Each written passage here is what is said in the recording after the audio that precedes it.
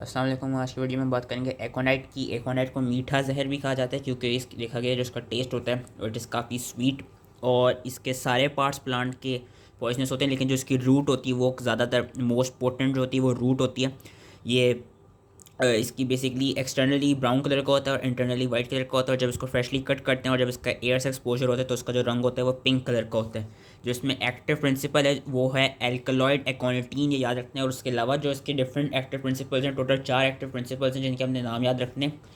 एक तो most important is alkaloid एकोनिटीन, उसके अलावा पिक्रोकोनिटीन, सूडोकोनिटीन एंड एकोनीन, ये एकोनाइट के एक्टिव प्रिंसिपल्स हैं। ये करता क्या, ये सबसे पहले myocardium, smooth muscles, skeletal muscles, central nervous system और पेरिफेरल नर्व्स को इनको सबसे पहले स्टिमुलेट करता है और बाद में इन्हें डिप्रेस करता है।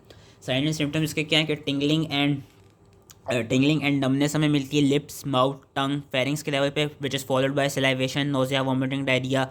फिर पेशेंट गिडीनेस फील करता है, उसका विजन और स्पीच इम्पेयर्ड हो जाती है, उसकी limbs become weak and he is unable to stand or walk, twitching of muscles and convulsions. Eventually pulse जो है वो स्लो और इरेगुलर होती है। ब्रीदिंग शुरू में रैपिड होती है लेकिन फिर soon becomes slow, laboured and shallow. Pupils alternatively contract और डायलेट कर रहे होते हैं, लेकिन इवेंचुअली लेटर स्टेजेस में वो सिर्फ डायलेटेड रहते हैं और इवेंचुअली फिर डेथ हो जाती है कार्डियक एरिथमिया से या रेस्पिरेटरी पैरालिसिस से। फेटल डोज इसकी याद रखनी है। फेटल डोज इसलिए याद रखनी है क्योंकि रूट की याद रखनी है। रूट की है 1 ग्राम, एक्सट्रैक्ट की है 250 मिलीग्राम, टिंक्चर की है 25 ड्रॉप्स और एल्कलॉइड की है 4 मिलीग्राम्स। और फेटल पीरियड है इन सब का 6 आवर्स। ट्रीटमेंट इसकी कैसे होती है, एक तो गैस्ट्रिक लवाश के थ्रू, हम गैस्ट्रिक लवाश चर्निक एसिड से, स्ट्रॉन्ग टी से, पोटेशियम पर मैग्नेट से कर सकते हैं।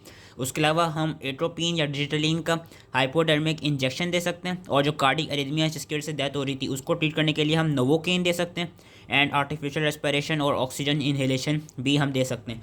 पोस्टमार्टम अपेयरेंसेस इसकी इतनी नहीं होती क्योंकि होता क्या, जो एकोनेट होते हैं वो आपकी बॉडी में जाके फ़ौरन डिस्ट्रॉय कर दिए जाते हैं, इसलिए इसकी हमें कोई पोस्टमार्टम फाइंडिंग्स नहीं मिलती। देर इज़ अ चांस के प्लांट के रेमनेट्स या रूट के रेमनेट्स में भी मिल जाएं स्टमक के लेवल पे, वरना यूजली इसकी कोई पोस्टमार्टम फाइंडिंग्स नहीं होती हैं।